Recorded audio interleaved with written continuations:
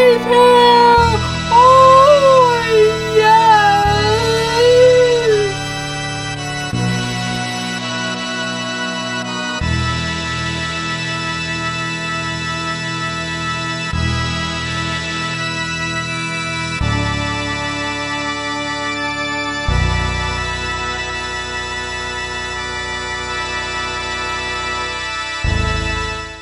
Hi guys, welcome to a new episode of WOF, and today is another random figure review. Well, in this case, a fair few random figure reviews, all based on the same person, but from different eras. As you will have seen on the intro video, during the intro video, I'm going to be taking you back all the way from the Hasbro era, right the way up to the Mattel era.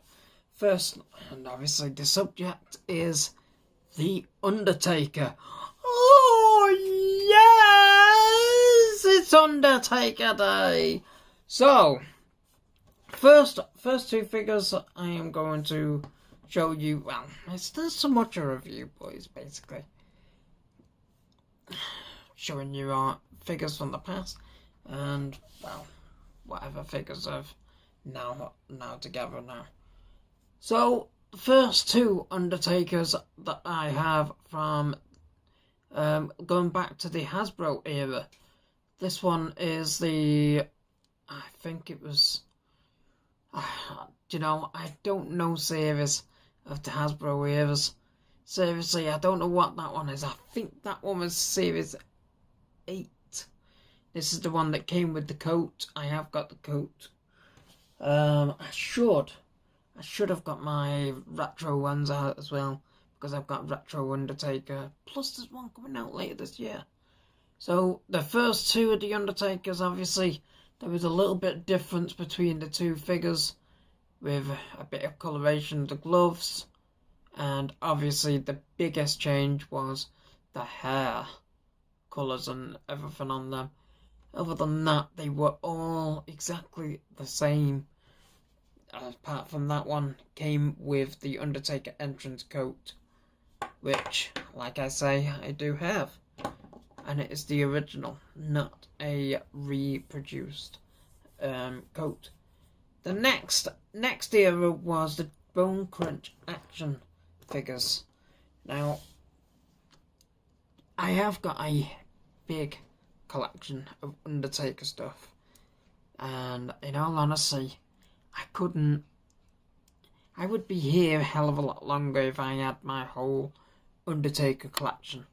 Seriously, I've got that many different Undertakers from different companies. I've got loads of Jack specific ones, which is the ones I'm going to be starting on now, and I've got loads of Mattel ones, and obviously Hasbro only really actually had 3 Undertaker figures. One was a mail away, if I remember rightly, and had a slight different colour in hair to the Series 8. I don't really see how it changed the value all that much, but because it was basically just a Series 8 reproduced. But anyway, the Bone Crunch actions, I got this one. I think this one came in a 4-pack with the Executioner, Pallbearer, Mankind, and then there is this one as well. I have actually got the belts that came with these, but I can't remember where I put it. It is around somewhere, because I saw it yesterday when I was doing my table. I actually saw it yesterday, and I don't know where I actually saw it. But yes, there was this Undertaker that came in a 4-pack. This was based on, well, I think it was just after he went from this attire and then went into this one, which was, if I remember rightly, Mattel did the Batwing Undertaker, which was quite similar to this. But there was that Undertaker. Then he went into his Ministry of Darkness days, and I have this Undertaker. They actually did several of these type of Undertakers, each in a slight different shade. I've got one which I think is the Signature Series, unless it's the Signature Series. No, the Signature Series figure was actually more of a very, very navy blue colour. This is more like a lightish black going in towards a grey colour. But they actually did loads of different variations of this Undertaker. And they were all the exact same mould, everything. But they just did different ones. I think this one came with the Ministry of Darkness robe. With a red trim. And like I say, I have got all the stuff. But where it is, I've got that much stuff. Who knows where it is? I think I've got an actual box somewhere with all my Jack specific accessories for the figures and stuff. It's probably in there. But there was that Undertaker. Then we went into Jack Specific's ugly stage. And when I say ugly, I mean really ugly, and to be honest with you, they didn't really look like the person. So the first one I've got is actually a Titantron ready Undertaker. And just look at that.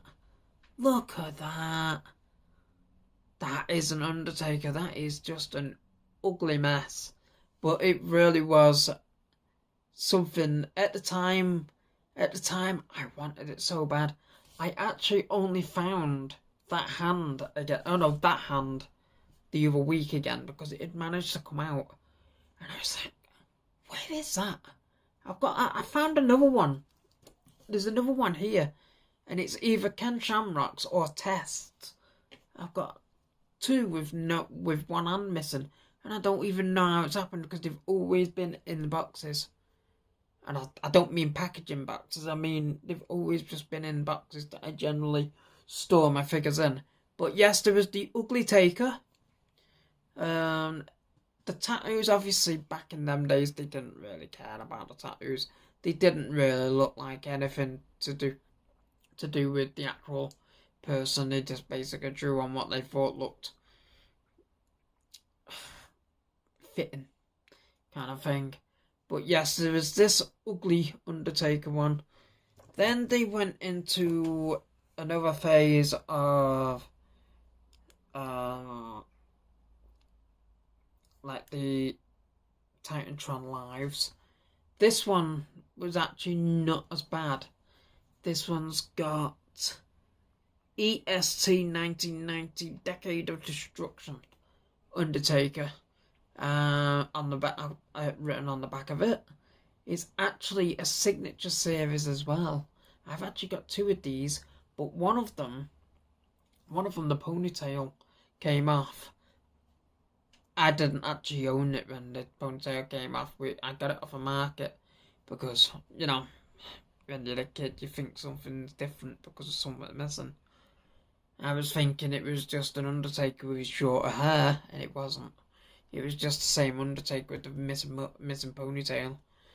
I only paid about £1 for it, if not 50p off a market, so you can't complain really.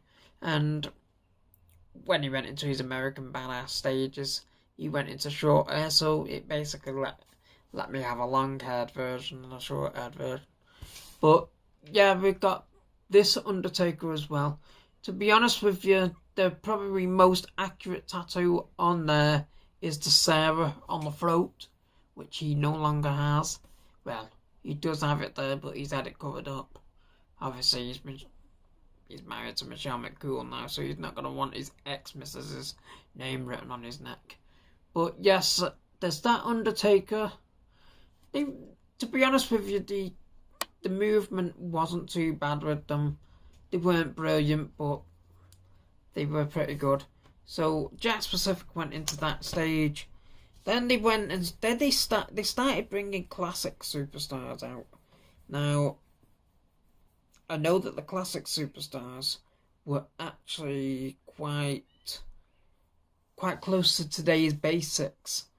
But for some reason, they went back to like a Titantron live style Undertaker. Now, some people may have seen me comment about this figure on Facebook. I absolutely hate it. It is the worst Undertaker they ever produced in my book. I mean, where is the accuracy on that? Seriously. Even the Undertaker's pulling his face his head to say, what the hell have you done to me? Ugh. I mean, white boots. The white half of boots. Why? Why was the... I just don't get the logic. White boots, when he was in his purple gloves, they should be purple. Jack Pacific all over. But they did the purple gloves, then they did the tie purple and green. That should be black and purple at the very least, or silver and purple, not green. The face is... I don't even want to talk about the face, seriously. Tattoos, obviously, you expect blank bits because this is supposed to be from when he was just basically starting to get his tattoo sleeves kind of thing. But, honest to God, probably the worst figure. And the fact that they even had them as laces on the boots. I mean, come on, he never even wore laces when he was like that. That was Jack Pacific all over. The accuracy during those type of figures was absolutely horrendous. Jack Pacific also produced something I suppose you could say is similar to the Ultimate Editions of Mattel's, and they were the Finishing Move series. And this was the Undertaker they produced during that. I think they did two different versions. Not so much in design. It was the same figure, but they changed them around in boxes. Undertaker doing a Last Ride, I think it was, or maybe even a Tombstone. And then Kane doing a Tombstone or a Chokeslam. Now, this Undertaker, I have got the Kane as well. I've got a couple of these. I've got the Hardy Boys of the Finishing Move series, and I know that they did a Chris Benoit, Chris Jericho, Stone Cold, The Rock, Triple H. They did quite a few in the end. I think they changed the final count in the end after a while when they decided to start reproducing them again. But these were part of the Finishing Move series.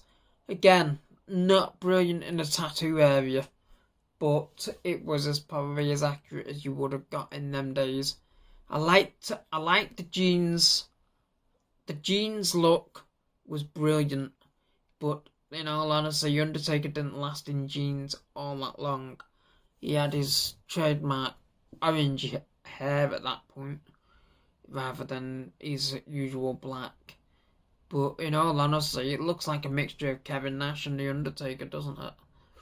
Ooh, they got the nose right. About enough. But yeah, they brought that out. Then they also had, and I didn't really like them much. I have actually got a fair few of them, but I didn't like them much, and that was the R3 Tech versions. And this is the Undertaker of R3 Tech that I have. Ooh. Yeah, I didn't like them. I think the best part of them was the actual the fact that their hands moved in and out, but they only made one finger different than the rest. So you could bend just the one finger out. It's a shame that when they did Stone Cold, they didn't make it the middle finger, to be honest. But yeah, you got the Undertaker of an R3 Tech. Again, that is the same. Oh no, it's a different one. Loved by few, hated by many, respected by all. Undertaker on his shirt, obviously with his trademark American Badass bandana, and even the boots actually did look pretty good, but I just didn't like the figures at all. They were too skinny. I didn't like them. I really, really didn't. And I've got Chuck Palumbo. I've got a Hulk Hogan 3-pack with an NWO shirt and jeans, a vest, and then there is one, and then there's 2002 based figure. They also had a draft version of Hulk Hogan, which I also have, which is NWO, Hollywood Hogan. I also have, I'm just trying to think off the top of my head who else I actually have. I think I've got a Billy Gunn. He's got a very wobbly head. It's gone really, really loose. I have got a few more, but I can't remember who they are. Then they went into what we would probably now call this basic kind of series. This is when they started getting a bit more detail into them. But again, this Undertaker, the tattoos are not perfect. But this was a Undertaker, just an Undertaker shirt written on the shirt. And I think even though that is supposed to be his glove, I think it was more SmackDown based because of the big fist stage on SmackDown and stuff. And this was his short, when he was in his short hair at this point. Same with the R3 Tech. He was in his short hair. But yeah, that's that Undertaker. Now, going into the evolution of Mattel. Like I say, I have got a lot of Mattel figures, but on hand, right in front of me, I only had two. The first one is one of the latest Legends Undertakers that came with the mask and the new hair, the new coat. Instead of it being the rubber type, it was more of a fabric. And the tie. You get the hat as well, I've also got that. This one I actually customised, to be honest, because this Undertaker came with the no sleeves at all, but I actually converted it into one with the rubber top sleeves, and because I had two Undertakers with that kind of upper body, so I decided to create a custom out of it. It's not perfect, don't get me wrong, because I did get a bit of glue on the outside of it, but you can't really see it all that much. It may have even faded off by now, or it might have even been on the back. But yeah, the Undertaker Legends series, they went into the Legends series and stuff, and obviously we all know that Mattel are a lot more detailed. You look at them figures from the past, there's not a lot of detail in them because, you know, back in the day, who cared? Not a soul on earth cared. So that is the Undertaker from Mattel. And then, obviously, we have today's Ultimate Edition Undertaker 2. And to be honest with you, these figures are probably the best going these days. I absolutely love the Ultimate series. The only thing I was a bit naffed off about with the Ultimate Undertaker is to me this upper part of the torso is way too big. It's really, really too big. Somebody even put to me this morning, it looks like he's wearing armour. And obviously that is not the Undertaker head that came with it, neither. I actually did a head swap. I'm probably going to swap it back to its proper head. But with the Ultimates you can swap heads anyway and from all different figures. But yes, we had the Ultimate Undertaker. So that leaves me now with the last one of the review, and what would I say about the evolution of Undertaker's figures? Well, what can you say? I mean, they just improved. I mean, you went from this to this. I mean, what can you say about that, really? I mean, you're talking early 90s. Early 90s here. And now we're in the 2000s. Well, the 2020s. And you only expect things to improve. So, yes. Going from this to this, it does show how far technology moved from the 90s to now. I mean, hasbro, Jack's Bone Crunch, Jack's Attack and Finishing Move series, and then their basic figures. I mean, you can't get any better, really.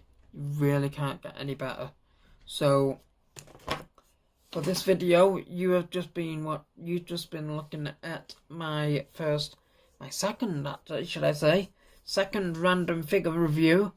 These will be building slowly but surely, and I don't really put the random figure reviews out too often because I'm always busy doing other stuff. But I'm always being told, keep knocking them out, get more videos in, yeah, get it in. And, well, from this, I am going to start trying to knock a few more videos out and see where it takes me, see if it gets me anywhere. But, yes, I mean, when you look at these figures, I've loved my figures. I've had them, as you can see, some of them are very, very worn out. I've had them for that many years. I've had them since I was a kid. And I've always played with them when I was younger. And to be honest with you, I do still play a little bit sometimes. We're all kids inside, aren't we, really? We're all kids, we all do it. We have to. If we didn't have a kid side to us, we'd all be boring. So, although I do know some people that probably are boring. So, yeah, that is all for this video. I hope you have enjoyed it. I tried to be as quick as possible with this video, to be honest. It's actually gone on longer than I actually wanted it to, but that's because I'm yabbing on with myself and I'm still going now. But, yeah, that is all for this review, or should I say random figures review. So, until next time,